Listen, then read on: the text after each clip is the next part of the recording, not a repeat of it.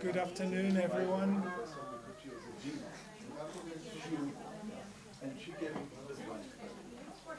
Good afternoon, everyone, and welcome to Jerusalem and to the Israel Institute for Advanced Studies.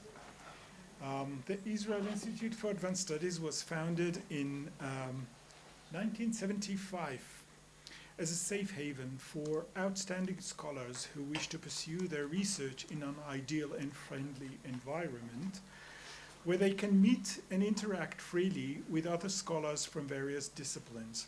Since its foundation, the Institute has hosted almost 200 research groups and over 2,000 individual fellows or scholars, as well as numerous advanced schools for graduate students and academic conferences. Throughout its existence, the Institute has provided an intellectual openness and academic freedom to its scholars that encourages their scientific and intellectual exchange.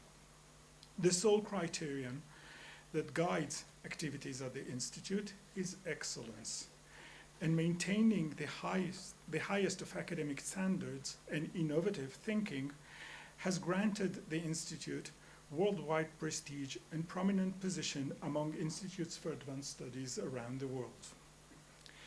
The outstanding achievements of the Israel Institute for Advanced Studies were made possible by the boundless academic freedom and independence which is currently being threatened by messianic and anti-democratic voices even within the academic world itself.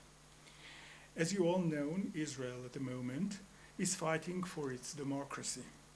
A group of fanatical, racist, antisocial policymakers inspired by fundamentalist right-wing ideology and American libertarianism are threatening to drag Israel into an anti-democratic abyss.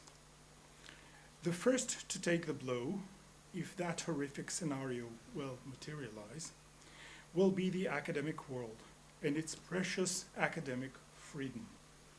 Hence, institutes like the Israel Institutes for Advanced Studies should be the bastions of democracy by doing what they do best, that is, promoting academic excellence and intellectual engagement. A few years ago, the Israel Institute for Advanced Studies has launched a new program, Guests of the Institute, within which the Institute hosts internationally known scholars for a public lecture and seminars with PhD students from various Israeli universities. And I am delighted that Professor Carol Steiker has accepted our invitation. Professor Steiker is the Henry J. Friendly Professor of Law at the Harvard Law School.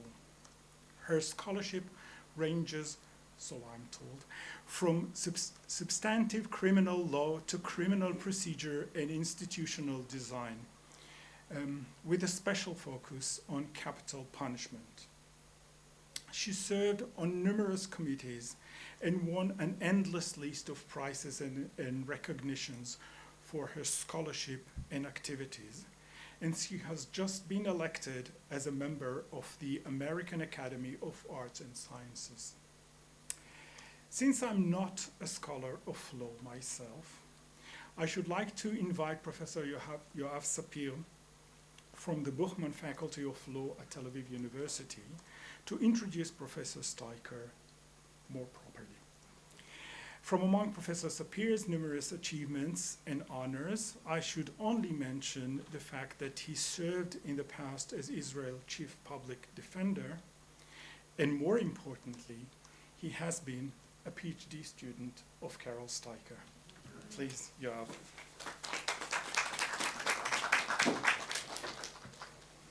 Good evening, and thank you, Professor Chen.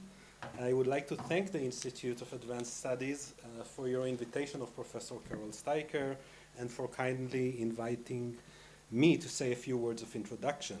So it is my pleasure and honor to introduce to you Professor Carol Steiker. As you've heard, Professor Steiker is the Henry J. Friendly Professor of Law at Harvard Law School. She is a graduate of Harvard Law School, where she served as president of the Harvard Law Review, the second woman to hold that position in its then 99-year history. After graduating, she clerked for two notable judges, Judge J. Skelly Wright of the DC Circuit Court of Appeals and Justice Thurgood Marshall of the US Supreme Court.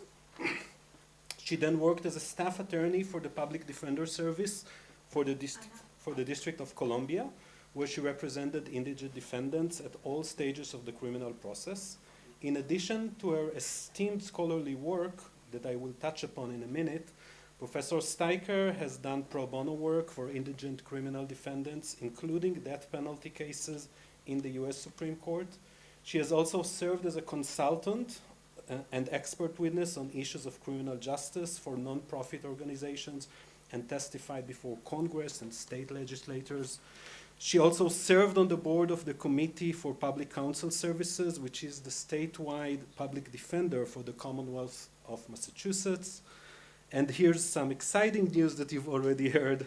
Most recently, Professor Carol Steiker has been elected to the American Academy of Arts and Sciences, one of America's most prestigious honorary societies. Congratulations, very well deserved. I was asked to give a brief introduction to Carol Steiker's scholarship, which is an almost impossible task in the very limited time that I have. Her scholarship is so wide and so deep. At the same time, she is an expert on the very broad field of criminal justice that includes substantive criminal law, theories of punishment, criminal procedure, policing, and its tight relations to constitutional law, and of course the death penalty. Steiker's scholarship has been deeply influential in shaping the debate around the death penalty in the United States. She has been an important advocate for its abolition through both her academic and otherwise public work. Instead of taking on this impossible task of doing justice here with the scope and the depth of Steiker's work, I will try to briefly identify three themes or characteristics of Steiker's unique contribution to criminal justice scholarship. The first characteristic of Steiker's scholarship is that it is deeply rooted in practice and that it reflects a realistic approach to the law. In one of her articles in which Steiker identifies certain trends in legal academia, she explained that formally embedded practitioners can make unique contributions when they bring their grounded knowledge of institutions and institutional actors to their engagement with current scholarly debates. This is indeed very true of her own scholarship. The School of Legal Realism has taught us that law is not only what we read in statutes and Supreme Court cases. Instead, law is what happens in the street when the police make an arrest, in the courthouse, and in jails and prisons. Steiker's understanding and analysis of how law operates on the ground is invaluable. To give just one example, I will refer to Steiker's influential work on the exclusionary rule. Our image of the way in which the exclusionary rule operates in the American criminal justice system is that it benefits the guilty and that oftentimes dangerous criminals are set free because of a technical mistake by the police. Steiker explains how this is in fact far from reality, because law enforcement actors know how to maneuver and use the many exceptions of the exclusionary rule that she terms inclusionary rules. In other words, police officers know how to violate the Constitution without triggering exclusion of evidence. The second theme one can find in Steiker's scholarship is her deep commitment to social and racial justice.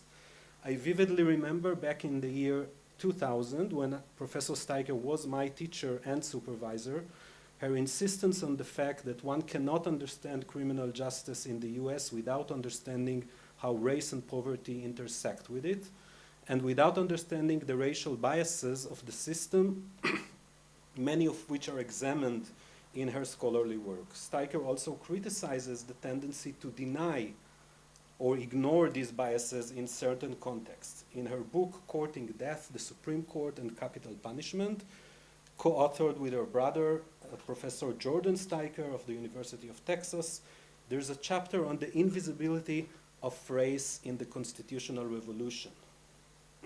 According to Steiker, nobody with even the modicum of historical awareness could have missed the salience of race to the American practice of capital punishment.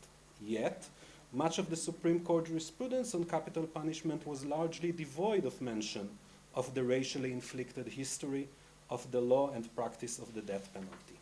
Steiker argued that while this evasion may be explicable, it had important and unanticipated consequences. The most profound consequence of the court's failure to address the issue of race in this context, according to Steiker, is that the unjust influence of race in the capital punishment process continues unchecked. The third and last characteristic of Steiker's scholarship that I would like to mention is her ability to combine high theory with down-to-earth call and even sometimes program for reform. My example here is taken from Steiker's engagement with the theoretical concept of legitimation. In one of her articles, Carol Steiker, again together with Jordan Steiker, asked the thorny question, should abolitionists of the death penalty embrace reform in death penalty?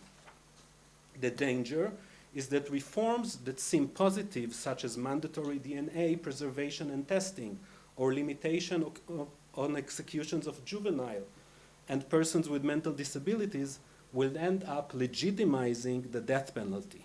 In their own words, to state our concern in perhaps the most provocative way, we worry that reforming our current practices of capital punishment may be analogous to replacing the electric chair with lethal injection.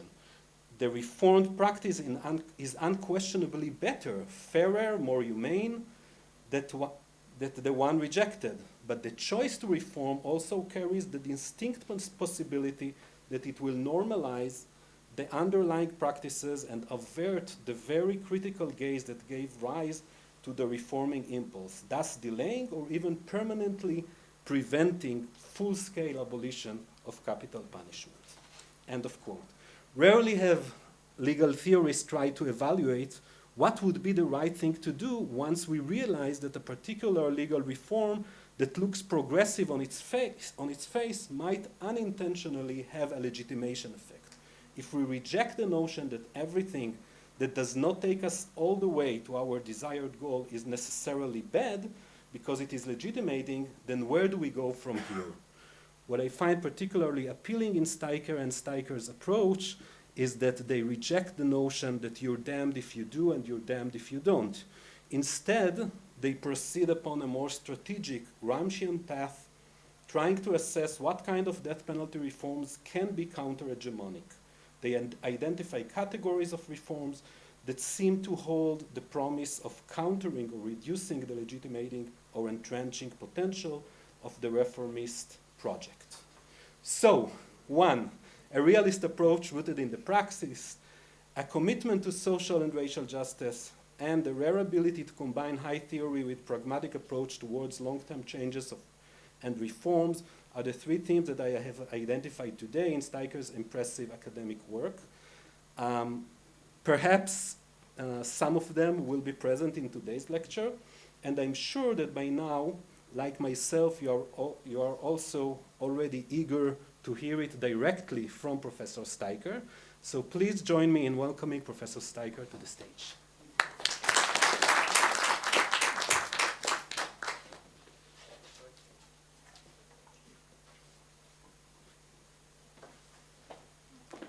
All right. Shai's going to help me here.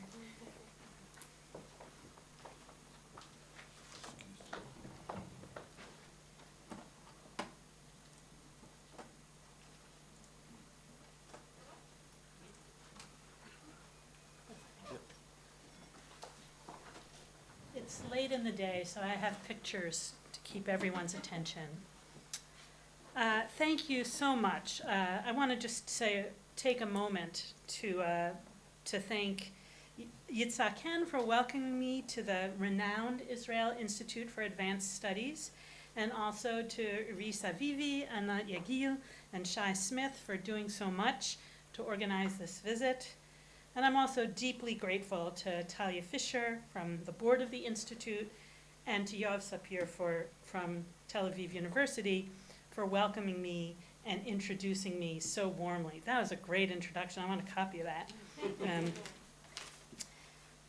So, my topic today is criminal justice reform in the United States, though I hope and suspect that you may find some connection to this issue in Israel as well. Now, my topic arises out of my work as co-director of Harvard's Criminal Justice Policy Program from 2015 to 2020.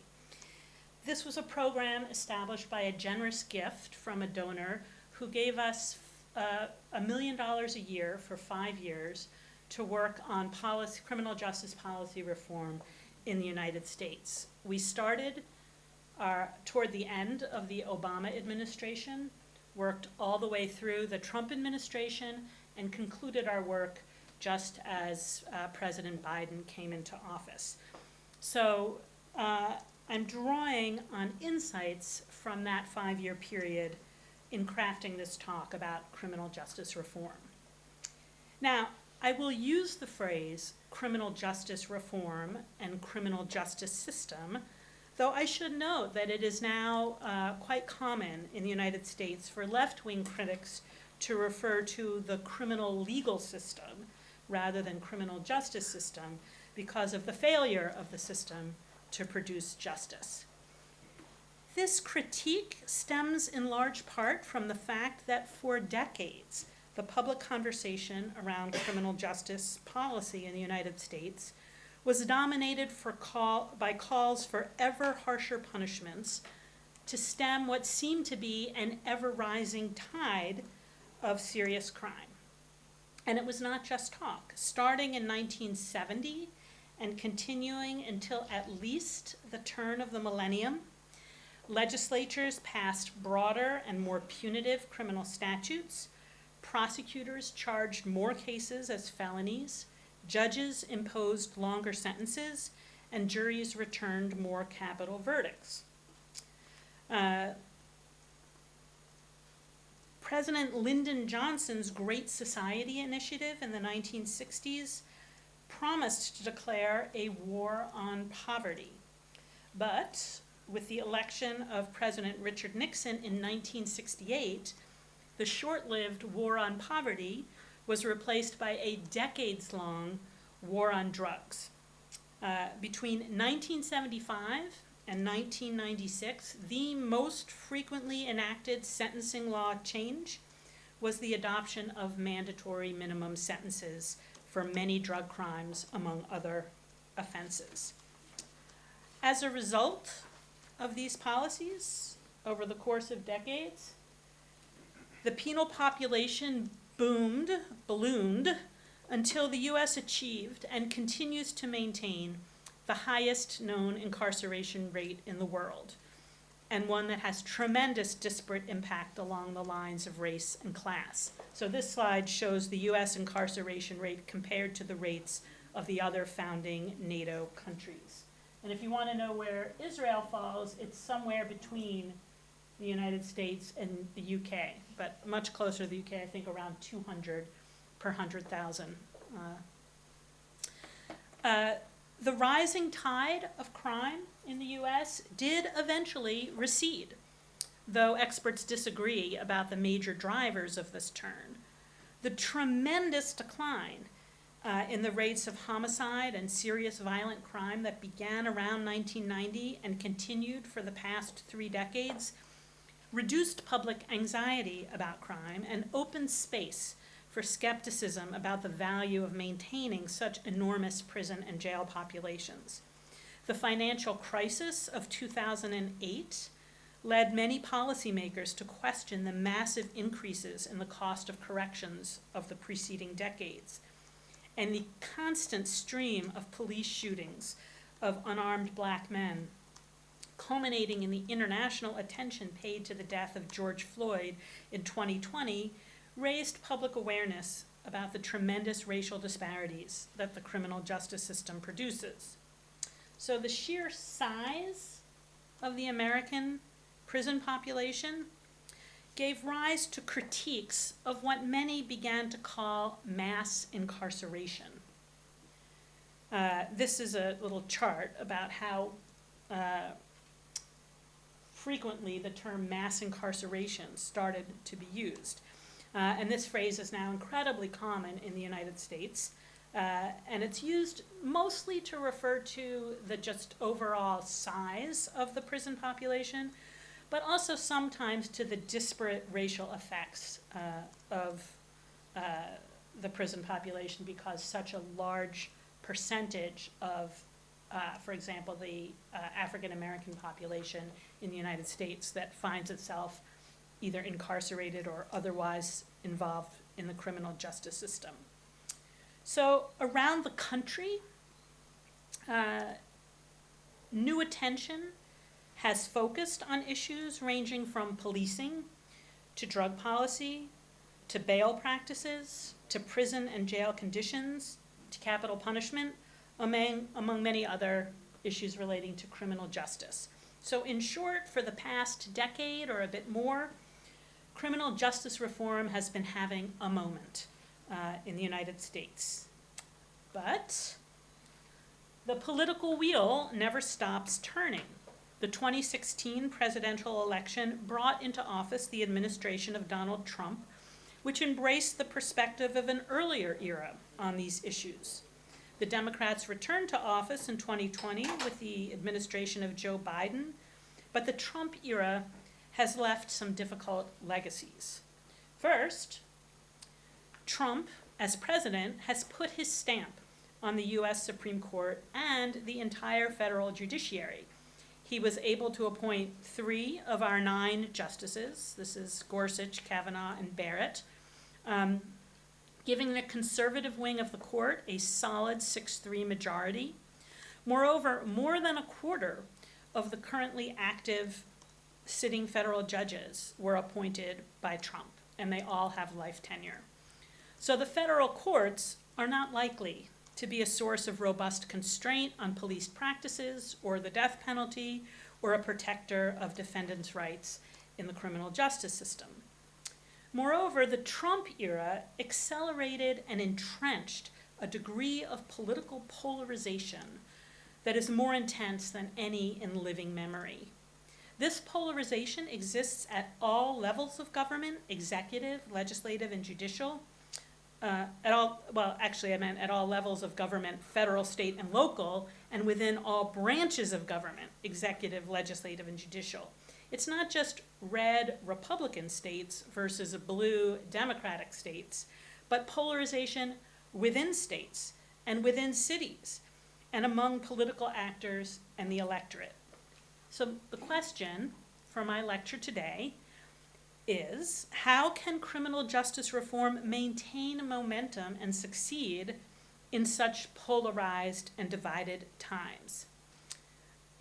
My answer is that looking back at some of the drivers of change over the past decade offers some helpful guidance for navigating this fraught moment and continuing to move forward.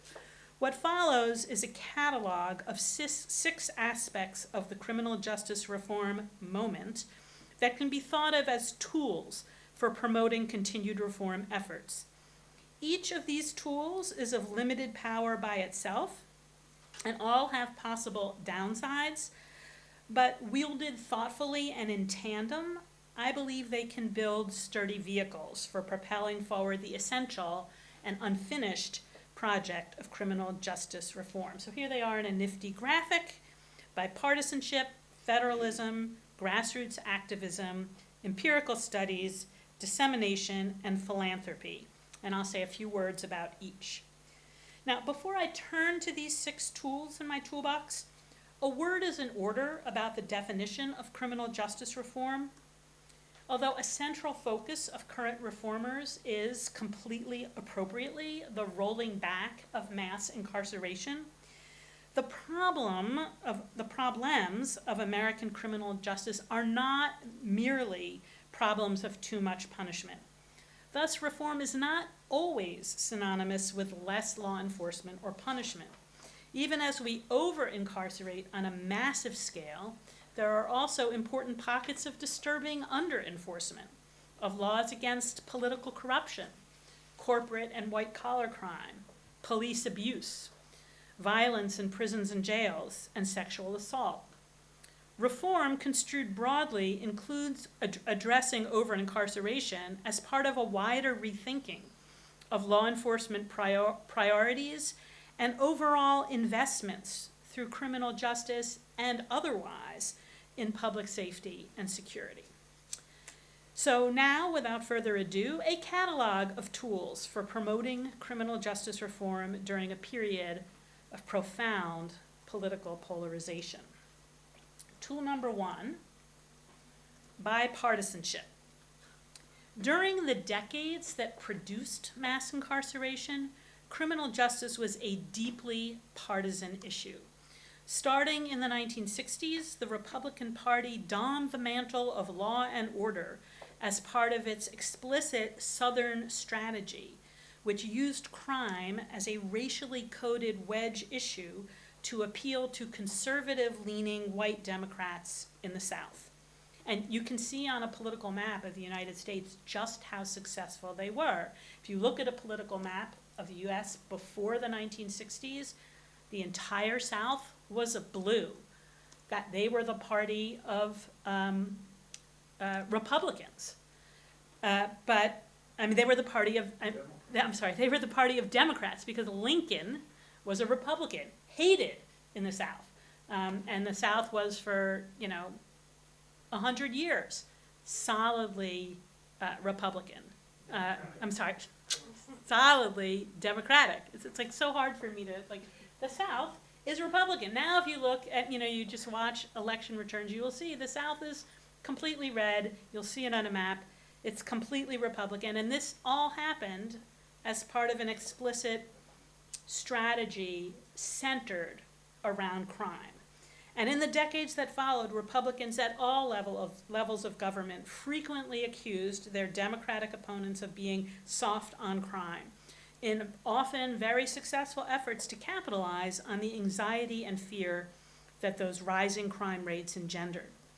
The death penalty became powerful shorthand for tough on crime bona fides, and elected officials in death penalty states often boasted about the numbers of those they had sent to death row as prosecutors or whose death warrants they'd signed as governors. Some Democratic candidates began to pivot to the right on criminal justice issues to avoid these kinds of appeals, probably most famously Bill Clinton when he was running for president. He was governor of Arkansas, and he was on the campaign trail, and he took time off from the campaign to return to Arkansas to preside over the execution of a brain-damaged black man who had killed a white police officer. After the turn of the millennium, however, as crime rates entered their second decade of steep decline, the politics of fear became less powerful, and new bipartisan coalitions began to emerge that supported a retreat from the punitive turn of the previous decades. 3 different subgroups of conservatives began to question tough-on-crime policies. Evangelical Christians increasingly supported and sponsored rehabilitative services, newly branded as reentry programs. Fiscal conservatives began to call for policies that were right on crime or smart on crime, rather than tough on crime. And libertarians increasingly questioned new governmental intrusions on liberty, property, and privacy permitted by transformations in technology. All of these positions were consistent with the core values of each of these groups, but it became more common to express such ideas once the political value of punitive positions to the conservative cause began to decline. To a degree unthinkable in previous decades, left-right coalitions at all levels of government began to unite on a variety of criminal justice reforms, agreeing on the fundamental premise that punishments had become too harsh and rehabilitative options too scarce. So here's just a couple of examples. On the federal level, Congress passed the First Step Act in 2018. Here's a picture of Trump signing it into law, which reduced some federal sentences, increased federal judges' ability to deviate from mandatory minimum sentences for nonviolent drug offenders, increased federal good time credits earned by federal prisoners, and promoted rehabilitative programs in the federal criminal justice system. The act also reauthorized the so-called Second Chance Act, which was another bipartisan effort signed into law by President George W. Bush in 2008. That reauthorization provided $100 million per year to establish and enhance state and local reentry programs. The First Step Act, as its title suggests, is not a transformative measure, in part because it's modest in scope, and in part because it's the states, rather than the federal system, that are responsible for the lion's share of American incarceration. However, the act represents a profound change from criminal justice policies of the decades in which mass incarceration was building. It passed, as did the Second Chance Act a decade earlier, with overwhelming support from members of both parties in both houses of Congress. On the state level, a powerful example of bipartisan change is the movement to allow people with felony convictions to vote.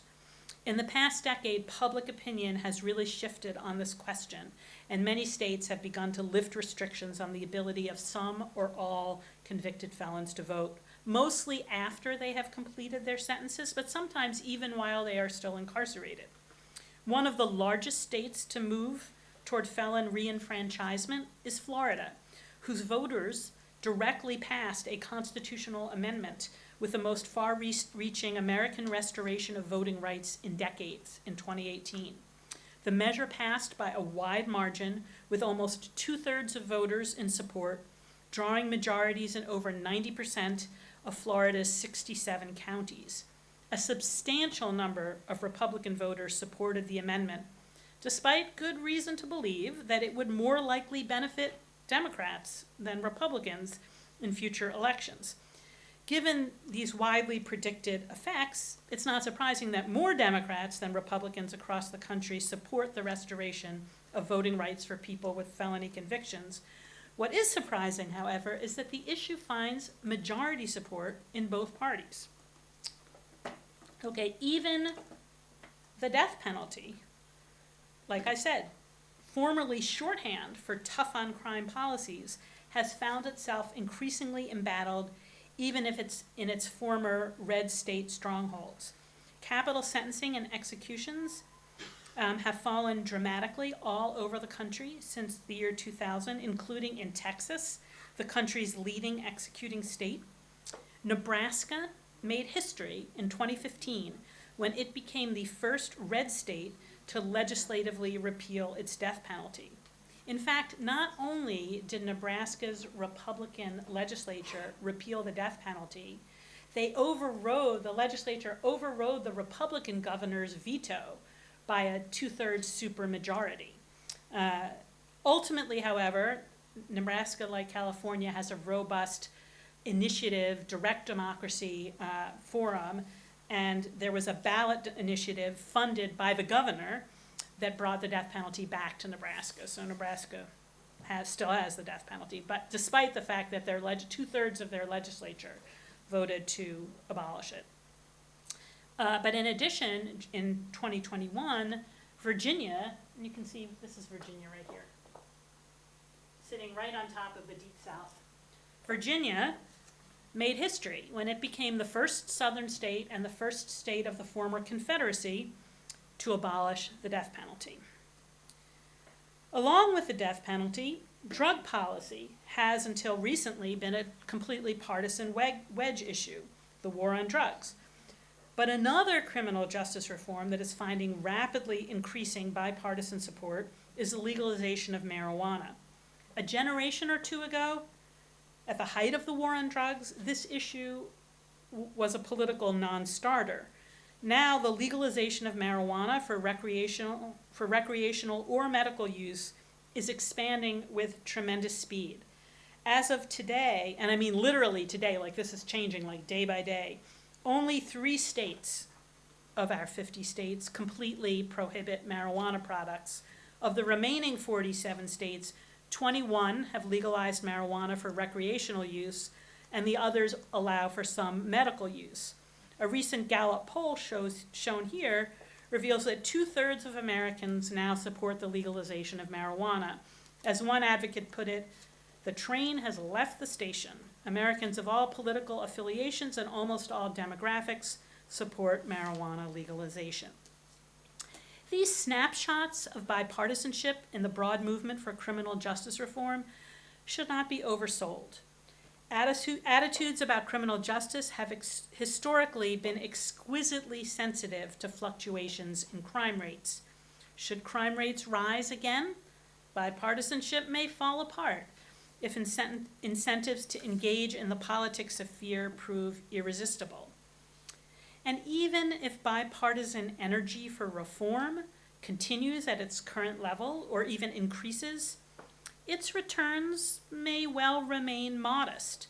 The incrementalism of the Second Chance Act was disappointing to many who hoped for more thoroughgoing federal sentencing reform.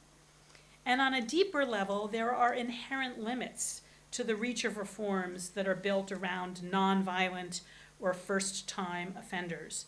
As many expert observers have noted, the majority of people in prison in the United States are there for violent crimes, and only reforms that grapple with that fact have a hope of making a meaningful and lasting dent in mass incarceration. Moreover, even when significant reforms are adopted with bipartisan support, that support can fracture after the fact, creating opportunities to undermine change by the imposition of procedural obstacles to implementation. For example, that story about Florida reenfranchising its voters, former felon voters. The Republican-controlled legislature then passed a law, despite there's a constitutional amendment that say felons have to be allowed to vote. The legislature passed a law that said, but only after they've paid all of their court-ordered fees and fines, which very few are able to do. And that has really prevented that law from having the impact that it was meant to have. Despite these undeniable limits to the effectiveness of bipartisanship in promoting criminal justice reform, there can be continuing and generative power in the way that bipartisan coalitions reframe public discourse around crime and punishment. The oft-repeated claims that new policies are smart on crime or right on crime have sapped much of the energy from the easy rebuke of soft on crime and the long-claimed virtue of tough on crime. The surfacing of fiscal constraints in policy debates can prevent the adoption of symbolically attractive but likely expensive and ineffectual proposals, such as raising the ceiling on already stiff penalties after a highly publicized crime. And the framing of interventions in the language of redemption, such as the Second Chance Act, helps to resist a narrative of irredeemable offenders and the predictable response that we should lock them up and throw away the key. The new lenses on criminal justice questions that are crafted through bipartisan reform efforts represent one of the most powerful reasons to keep making those efforts. Okay. Second tool, they won't all be as long as this one. That one was. Federalism. I'll explain what you see here in a minute, but just a word about federalism. The decentralized nature of American criminal justice can sometimes be an impediment to reform efforts. Change that can be legislated from the center in many of our peer countries must face legislative battles in 50 states, the District of Columbia, and Congress. The abolition of the death penalty is a case in point. All of our peer nations, the rest of the industrialized West, have abolished the death penalty legislatively from the center. But for the US to achieve legislative abolition, it's not just New Jersey, Illinois, and Connecticut that have to be convinced, but also Texas, Alabama, and Mississippi. Moreover, it's easy to think of federalism as simply a federal-state division of power. But in the US, the administration of criminal justice is even more radically disaggregated. In most states, prosecutors are elected on a county-wide basis. Often state judges are locally elected as well, and most state attorneys general are elected separately from the state's governors. So criminal lawmaking authority lies not only in state legislatures, but also in city councils. The judiciary includes not only state courts, but also municipal courts. The control of prisons on both the federal and state level is vested in a bureaucracy with substantial policymaking authority. This complicated, overlapping map of criminal justice authority makes top-down, nationwide reform much more difficult than it is in most other countries. But it also leaves many avenues open for reform efforts when political winds shift in some jurisdictions or in some branches of government within a politically divided jurisdiction. So here are some examples.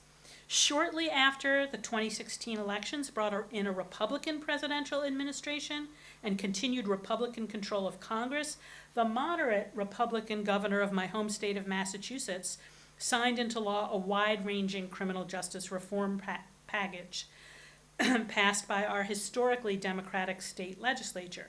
A good example of both bipartisanship and federalism at work. There he is, Charlie Baker.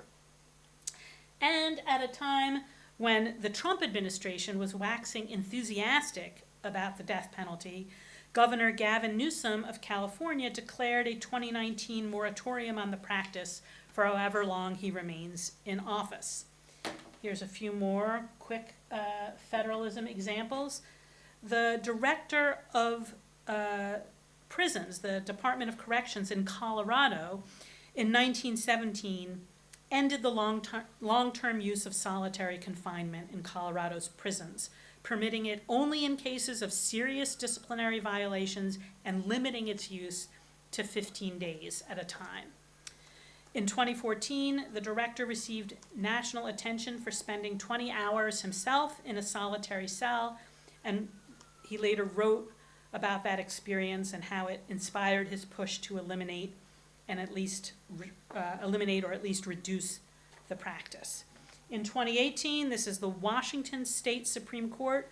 They invalidated Washington State's death penalty under the state constitution based on racial discrimination in its application, even though the U.S. Supreme Court had held in 1987, famous case McCleskey versus Kemp, that statistical evidence of racial discrimination, which is exactly what the Washington court was relying on, could never prove a constitutional claim of equal protection under the federal constitution.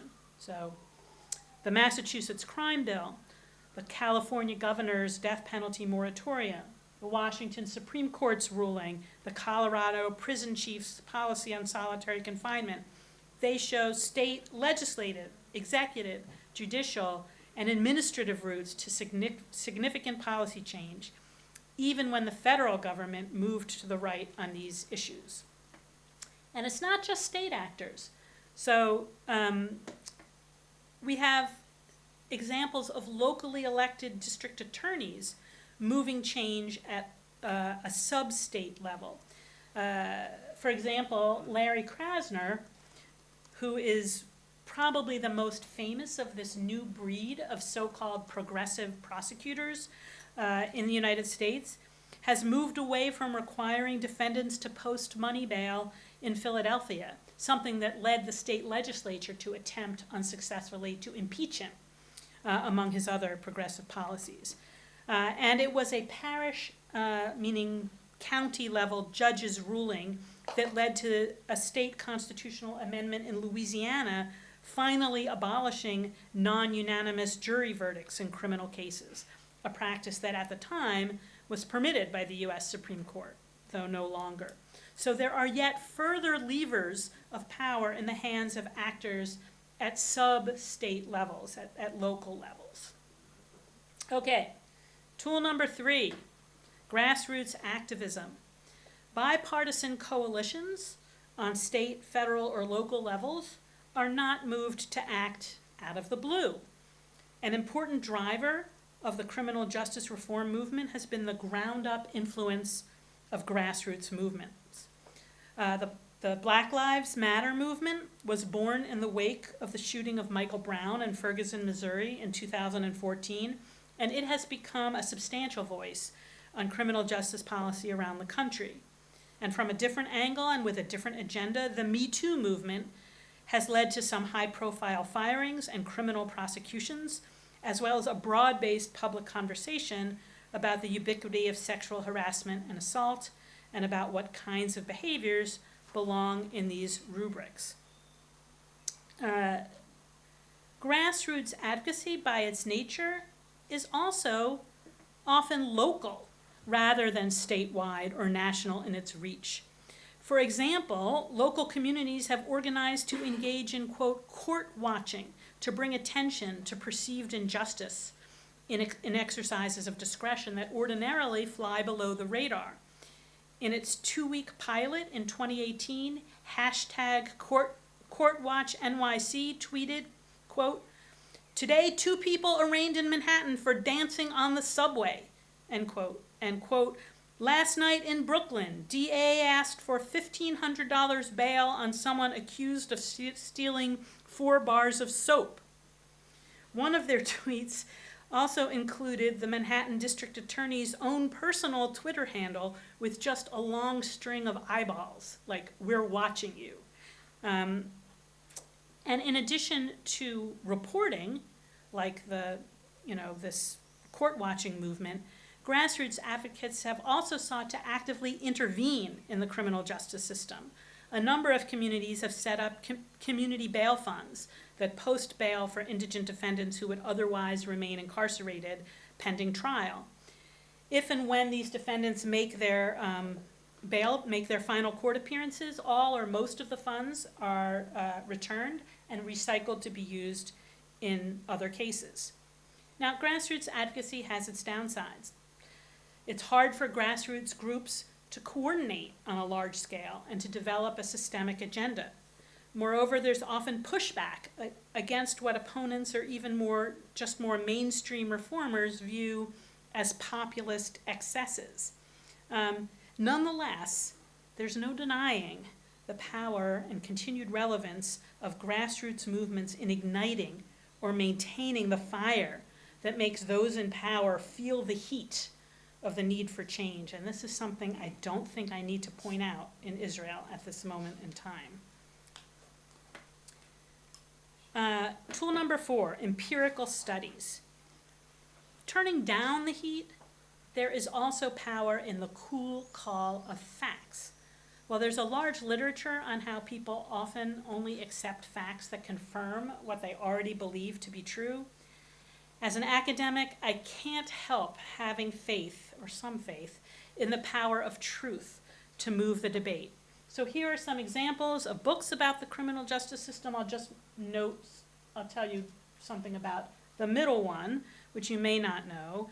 So after that 18-year-old young man, Michael Brown, was shot and killed by a police officer in Ferguson, Missouri, after he was accused of stealing a few cigarettes from a corner store, the Obama administration had the Civil Rights Division of the Department of Justice do an investigation about racially disparate policing in Ferguson, Missouri. And they produced this huge volume called the Ferguson Report, which just brought to light stunning abuses of police power in this town. In this small, almost entirely black community, very impoverished community outside of St. Louis, of the 21,000 residents of Ferguson, Missouri, 16,000 of them had outstanding arrest warrants for crimes. And then the report tells you, like, what kind of crimes did they have outstanding arrest warrants for? Failing to mow their lawn, driving with tinted windows. One was a guy who was stopped and questioned, and he said, they asked him what his name was. He said his name was Mike. He was charged with not giving his correct name, which was Michael. And just ridiculous charges, and these citations would be issued that would require people to pay money, which they did not have. And when they didn't appear to pay their fines, a warrant was issued, which meant anytime they were stopped, they could be fully searched, arrested and detained. So the Justice Department's report just was hugely influential at promoting police reform, not just in Ferguson, but around the country, shining a light on it. And empirical studies can protect reform initiatives as well as inspire them. So here's an example. You know, I told you Larry Krasner, the progressive prosecutor in Philadelphia, his decision not to seek money bail any longer was very much criticized. So some scholars got together and did a study, and they showed that there was absolutely no change in failures to report or in crimes committed on release after money bail was revoked, was changed in Philadelphia. Similarly, a lot of legislators have been interested in passing expungement rules, loosening up the ability to expunge a criminal conviction from a record, someone's criminal record, making it easier for people to be employed and hold certain licenses. And once again, here's another study that shows there's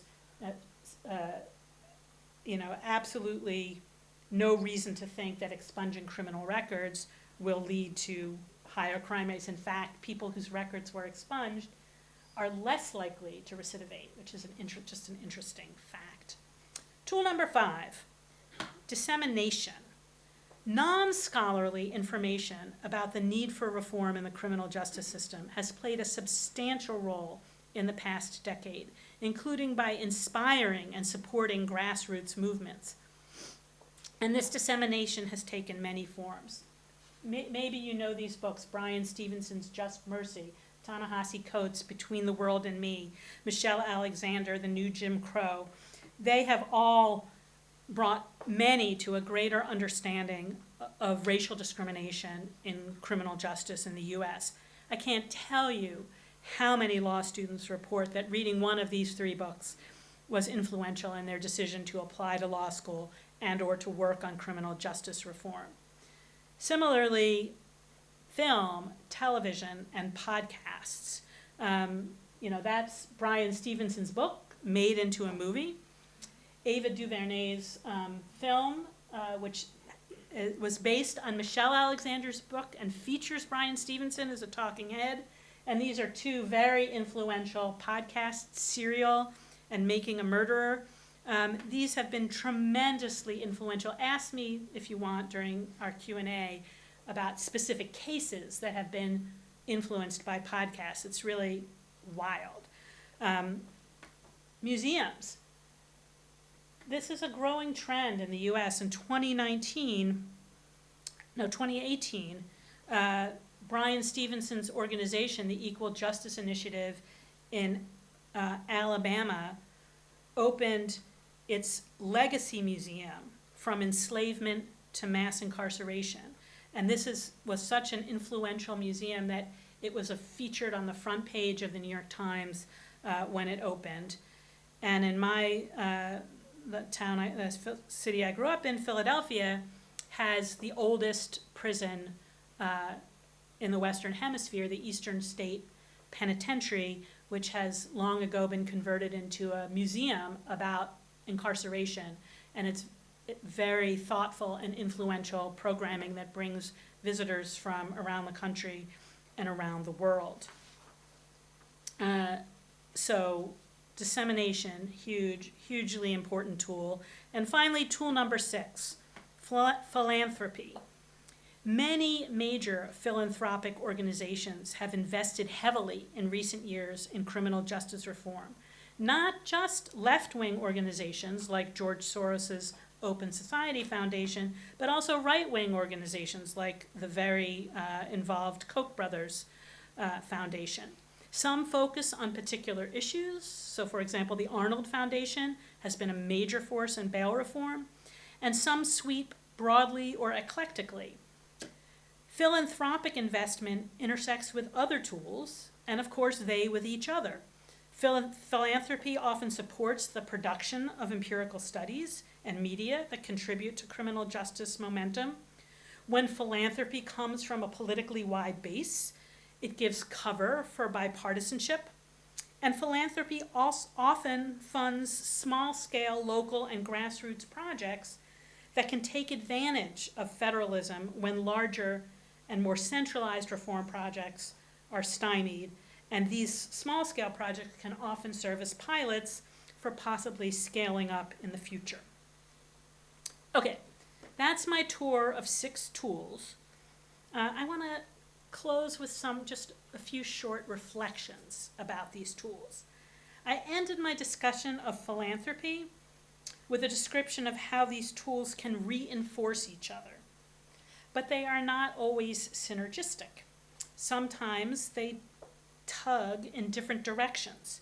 For example, the grassroots Black Lives Matter movement opposed the bipartisan federal First Step Act on the ground that despite the few positive reforms, it is a dangerous bill because it promoted electronic monitoring, the use of risk assessment tools, and increased investment in improved law enforcement, all things that the movement opposed as, quote, increased carceral infrastructure. I want to conclude by briefly addressing a generalized version of this critique of one piece of legislation.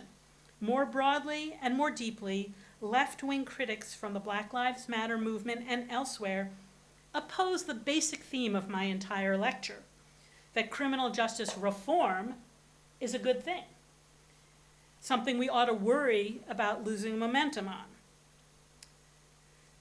The criticism is that many reforms that have gained traction in recent years, bail reform, clemency, prison conditions reform, to name just a few, are too partial and incremental. They involve making investments in existing institutions, such as police, prosecutors, and prisons, that, according to far-left critics, are essentially rotten to the core.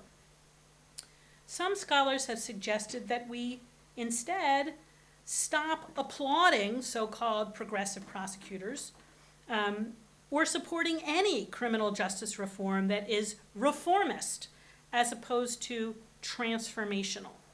In a piece published in the Yale Law Journal online forum, Alec Karakatsanis, a former student of mine and the founder of the Civil Rights Corps and a leader in the bail reform movement, argued that current criminal justice reform discourse is dangerous and that the emerging criminal justice reform consensus is superficial and deceptive. He argues that we need to focus on dismantling what he calls the punishment bureaucracy and to reject reforms that see criminal justice as a silo, separate from a host of other social problems such as, here's his list, white supremacy, lack of access to health care, economic deprivation, educational divestment, neighborhood segregation, gender inequality, banking, lack of access to the arts, unaffordable housing, and environmental destruction.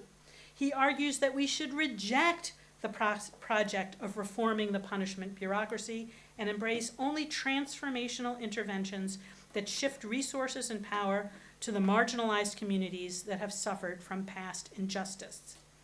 Now, as Yoav told you, I have sympathy for the argument that sometimes incremental reform can entrench and legitimize a broken system. I wrote an article that Yoav quoted, arguing along those lines almost 20 years ago with regard to reforming as opposed to abolishing the death penalty. But the lines that I would draw between worthwhile and objectionable reforms is different from those advanced by Karakatsanis and others. For example, training in de-escalation techniques for police invests new resources in police departments. But that seems to me to be money well spent. Same thing with regard to improving prison conditions, such as the use of solitary confinement. I think it's fair to have a serious discussion about whether money for police training is actually going to support militarized vehicles, or whether improving prison conditions is actually a whitewash of inhumane treatment. But the insistence on complete transformation now seems to me unrealistic.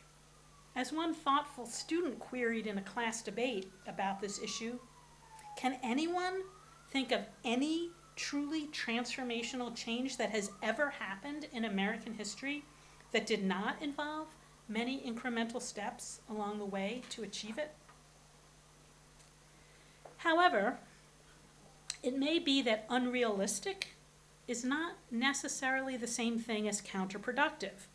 Ironically, the opposition of the Black Lives Matter movement to the First Step Act may actually have enhanced its prospects in the Republican-led Congress by reassuring the more conservative members of Congress that the bill didn't go too far. In short, having a far left flank arguing against criminal justice reform, that is, arguing for transformation or nothing, may in fact be a good thing, as long as we don't really choose nothing. Thank you. I'm eager to hear your thoughts and questions.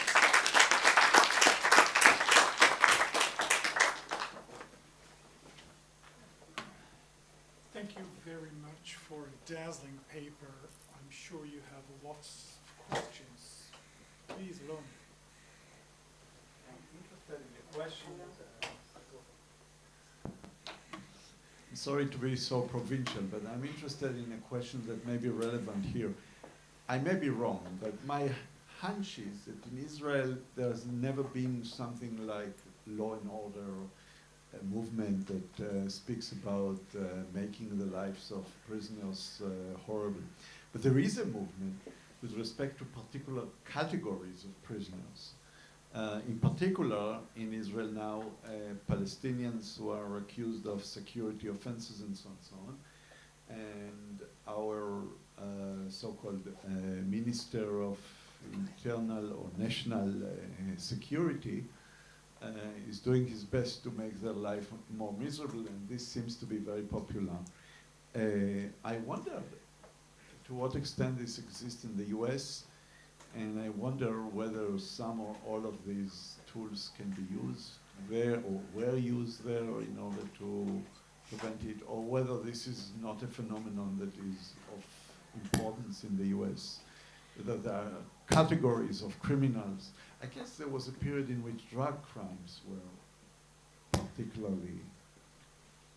Yeah, I mean, I would say that our equivalent, I mean, we had Guantanamo Bay, where we kept terrorist prisoners for a long time, and they were treated terribly there, subject to enhanced interrogation. Now, they weren't officially prisoners. they weren't charged and convicted of crimes, right? So, you know, we have this whole apparatus for dealing with terrorism. But, you know, if you want to, you know, terrorism, that's outside of our criminal justice system. Within the criminal justice system, there definitely are people who support making the life of prisoners in general miserable. And we have a class of prisoners in the federal system that are subject to what are called SAMs, Special Administrative Measures.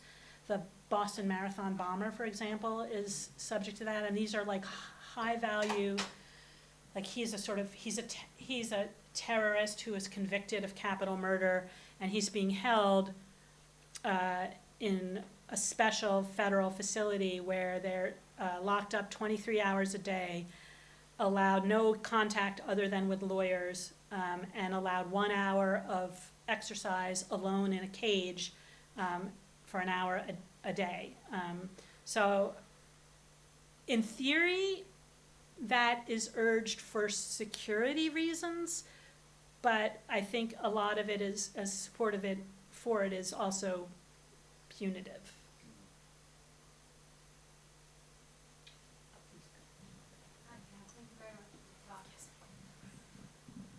Sorry, Lyra Dehan-Katz from Hebrew University. Thanks a lot for the talk.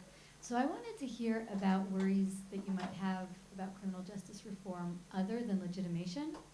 So if you look at the history of American criminal justice reform, there are plenty of good intentions that lead in wrong directions. The main example always being the sort of the sentencing guidelines, which started out as a project that was trying to mitigate disparities and excessive judicial discretion, and ended up going in a very bad direction, despite the fact that I think the major support for it came from what might be thought sort of ideologically the camp that was in support for sort of civil rights, human rights reasons.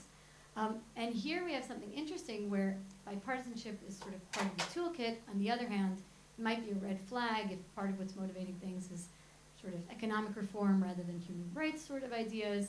Maybe there's even more reason to be worried about what might ultimately happen, even if sort of there's support for the right kind of reform. So I was just curious to hear from your perspective if there's sort of substantial worries that aren't merely about legitimation, but about things that might happen down the line, as happened in the sentencing guidance case. Thank you. Yeah, I mean, there are plenty of things to worry about. Legitimation is one. Certainly the federal sentencing guidelines were ill-conceived because they were meant to fix disparities, but not to raise the overall level of punishment. They ended up, one, not fixing disparities and raising the level of punishment. So they didn't do what they were meant to do, and that can always happen, right? If we don't see around corners very well. I would say, that's for sure, and if I would tell you which reforms that were, those were, except I don't know, because we have to wait for them not to do what the thing they're supposed to do going forward. Another thing to worry about, I think, is not legitimation, but backlash, and the way that may change sort of structures of government. So, one thing that's happening with progressive prosecutors is that they're getting a lot of pushback from other levels of government. So I told you that the Pennsylvania legislature tried to impeach Larry Krasner. In Florida, the governor, Ron DeSantis, who is, probably Trump's best, most likely person to be a rival to Trump for the Republican nomination, the next presidency, he just suspended a prosecutor claiming power as the governor to suspend a locally elected prosecutor because the prosecutor said that he would refuse to enforce Florida's new abortion ban on abortions after 15 weeks. And so there are powers that it's not completely clear that exist. Like, does the governor have that power under Florida law? There's a lot of debate about that. Or just when can the legislature, impeach a sitting locally elected prosecutor? So I feel like sometimes reform inspires backlash that can lead to institutional change that could be really bad. So there's a lot of bad things that can happen with reform. But as you have said, we can't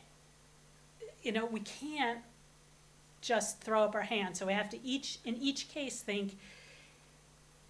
try to see around the corners and think about whether this is one of those things that's, worth it or gonna go bad, or what are the chances, and, have to make a very pragmatic case-by-case decision about which reforms are worth it and which reforms are dangerous and in what ways. But you're right, absolutely.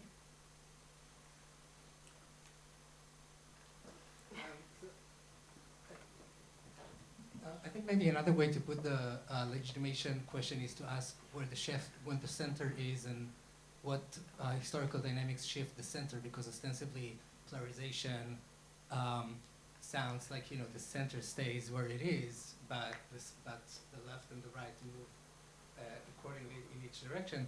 But as you've laid out, the center shifts, and so I wonder if you would concede that there are historical moments where we might want to resist moving the center and instead insist on the polarization for strategic reasons. So I think that in response to the question, haven't always changes in U.S. history been made incrementally? Your former student might answer, well, actually, the Civil War was one revolutionary moment. The civil rights, Brown v. Board and the civil rights movement was another revolutionary moment. So, and with the social recognition of the criminal justice system being the new Jim Crow, perhaps we have here an opportunity for a third revolutionary moment because of a rising recognition in the public that we are in a crisis and this is urgent. And so perhaps this is a moment that we want to insist on the polarization rather than on shifting the center. So the question is whether you would agree that it is historically contingent, the question of whether there might be moments where we would want to insist on an abolition rather than incremental changes for strategic reasons. Well, I resist the premise of the question that the Civil War was a revolutionary movement that, eliminated the need for incremental change, because, students of American history will tell you we had a Civil War and we had, constitutional amendments, but they didn't change anything for a really, really, really long time. In fact, the constitutional amendment, that declared racial equality permitted Jim Crow, a complete segregation, and, Ava DuVernay's book, 13th, the 13th Amendment, which freed the slaves, said there can't be any more slavery except upon conviction of a crime. And so a lot of the freed black slaves were then convicted of all kinds of ridiculous, crimes of vagrancy and sent to prison where they were enslaved as, so yes, it was a revolutionary moment. So there, some changes are more thoroughgoing, but to say we're not going to do anything until we can achieve everything, the Civil War wouldn't count as that. The constitutional amendments wouldn't count as that. I mean, everything took generations and more changes. And Ava DuVernay and Brian Stevenson and Michelle Alexander would say, we're not there yet, So that the Civil War, which was supposedly revolutionary, and your other example was the Civil Rights Movement, once again, they would say it was all incremental. We had Brown versus Board of Education, but we still have incredibly segregated schools in the United States. We had the Voting Rights Act, but we still have, vast suppression of minority voters. So it's a constant need for more and more steps. So I just don't think to say unless something is transformational in and of itself, that's the only change we will ever accept. Now, sure, there are historical moments where, the consensus or the median voter or wherever wherever you can find some kind of consensus movement is so weak and so useless that it's not worth it. I'm willing to say some things aren't worth it, but I'm not willing. I'm gonna stand on my resistance to revolution as opposed to reform. Call me a liberal. My kids call me a liberal, dripping with contempt. Liberal is a bad thing, right? Radical is a good thing, but I'm a liberal and I'm not apologizing.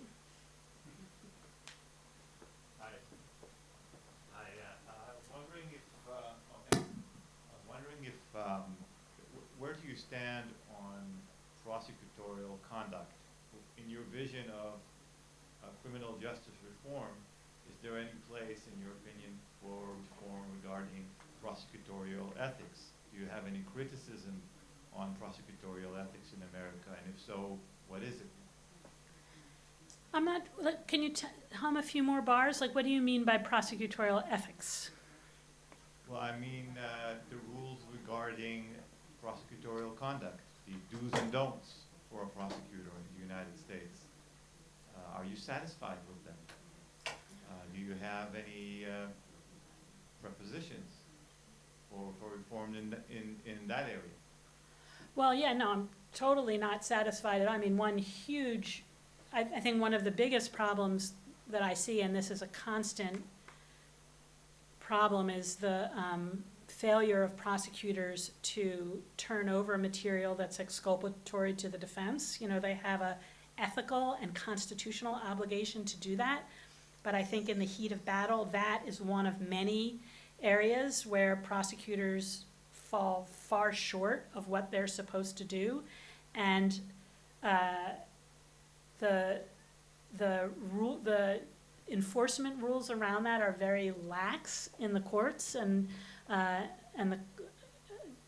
so there's a lot of there's a lot of aspects of prosecutorial conduct I would change, but I would say that, we have constitutional rules, and those are very broad and very general, but in different states and in different counties, there's vastly different interpretations. Like this whole idea that we could have a progressive prosecutorial movement where head prosecutors like Larry Krasner and Chesa Boudin and George Gascon and Kim Fox set an entirely different regime for what they want their prosecutors to do.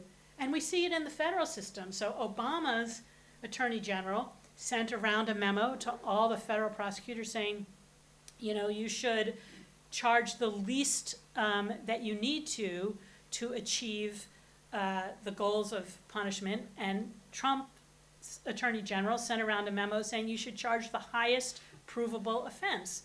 And then Biden came in and they went back to the Obama memo. So what prosecutors see as their roles and their duties and the day-to-day operating of their office. And I don't know whether this is ethics, ethics in the very narrow sense. There's just a small rule list that's pretty much nothing. Ethics in the sense of what's the point of what they're doing. That is once again back to disaggregation. It's radically disaggregated, and I think some of the progressive prosecutors are doing a lot to really radically rethink the role of the prosecutor in the justice system. Can we have time for just one more question?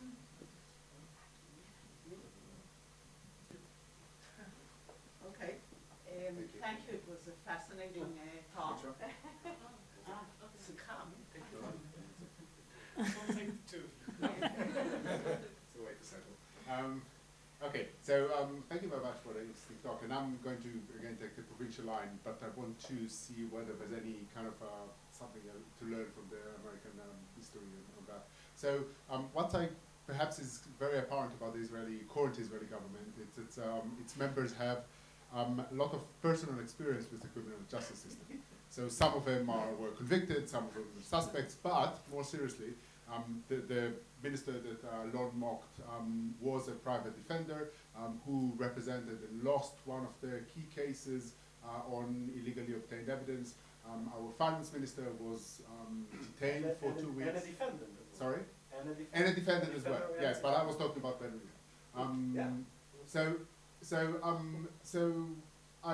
I'm curious whether in the so many states and governments that you have, whether you have that experience with a government who has this kind of a similar personal experience with the system, and if so, to what extent that could, or to what direction that would take kind of criminal reform in the future?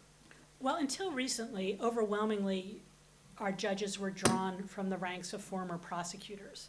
So that's the biggest connection. And what's really interesting is that it was not Obama, it was Biden who has really sought to appoint many former defenders.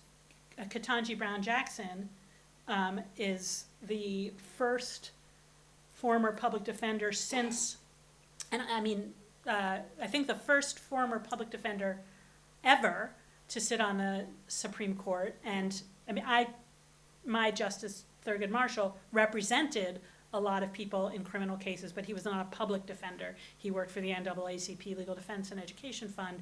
So, but it's not just, she's the top of the pyramid, but it's amazing how many public defenders Biden has put on the federal bench and nominated to the federal bench.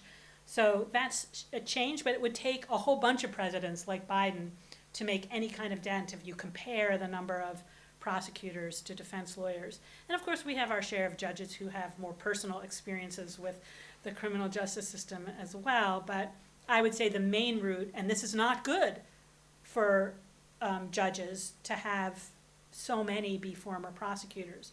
Now here's the really weird thing, okay, that it's hard to explain about this to people in other countries, but 90% of American judges stand for election, and who do they need to support them? To get elected as a judge, you need the Prosecutors Association, you need the police department. So they're like, they're constantly thinking about the next election. I'll tell you, just here's like a story about a guy who was a judge, and he was asked, like, seriously, Judge, do you think about the next election when you're ruling from the bench? And the judge was a Southern judge. He said, son, elections is like having an alligator in your bathtub. You may go to the bathroom and do your business, but you're not going to take your eyes off the alligator. And so that's really like the big influence. So. Please, the very last question. I'm willing to give up my No, question. it's a very good question, so you should ask it. I'm not. Sorry. Okay, so I'd like to thank you again for the talk. And what I was wondering was more general about the framework of your presentation. You were talking about tools that we could, your toolkit that could be applied in order to bring about a reform in the criminal justice system. And the tools are neutral by nature, because they could also you could have the same toolkit in order to bring about negative changes in the criminal justice system. And I was thinking particularly about one tool, whether it might not be, in most cases, used against reforming in the ways that you intend the criminal justice system, instead of bringing about positive change, and there might be harm in using such a tool. And I was thinking in particular about the grassroots movements, because most grassroots movements tend to call for reforms that are harsh on crime. I think examples in Israel, there's a strong organization that calls for taking tough measures against migrants and asylum seekers in southern Tel Aviv. There are groups of victims that want to have a tougher action on offenders. So my question is whether we should not think also strategically about using these tools as toolkit, and some of these tools, even if you want to apply them in order to bring about positive change, might reinforce these tools and in the long run be counterproductive. You're absolutely right that grassroots movements can and often do push in this other direction. To give an example from the U.S., whether you agree with this or not, drunk driving used to not be prosecuted much at all, and there was a huge grassroots movement, Mothers Against Drunk Driving, and they managed to get much harsher criminal laws passed across the country for drunk driving, and that was a huge change. And you could even say, honestly, Me Too is what a lot of critics of criminal justice call carceral feminism. That the feminists want to lock up. My students are everyone should get out except Harvey Weinstein. They should hang him, by the balls, is basically what my students think. So yes, but I'm not sure that creating a grassroots movement like Black Lives Matter somehow makes other grassroots movements more or less likely. I think part of the reason I'm less worried about that in the U.S. is because of the radical disaggregation and segregation of American society. So a lot of these grassroots movements, like in New York, are from very poor minority neighborhoods, and they get together. That's where court watching was born. That's where, and like the bail fund movements was in Nashville, Tennessee. So a lot of these are it's locally affected communities. National movements probably are more likely to be populist and punitive. Local movements are often exactly what the radicals say, like empower the people, empower the neighborhoods and the communities who are most effective. And when they band together and they march in the streets and they collect money for, bail funds, and they tweet about what's happening, there isn't another populist group in their community to organize. They are the community. So I feel like that's less likely to be problematic. So I might draw a distinction between local and national. I'll grant you the national. Thank you. Please join me in thanking Professor Steiker for